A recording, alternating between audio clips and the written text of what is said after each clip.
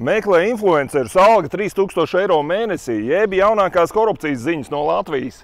Rail Baltica meklē komunikāciju projektu vadītāju, un pusotru gadiņu tikai tātad saprot, ka tagad ir krīze, kas ir jāapkopja. Alga, protams, no 3000 eiro mēnesī.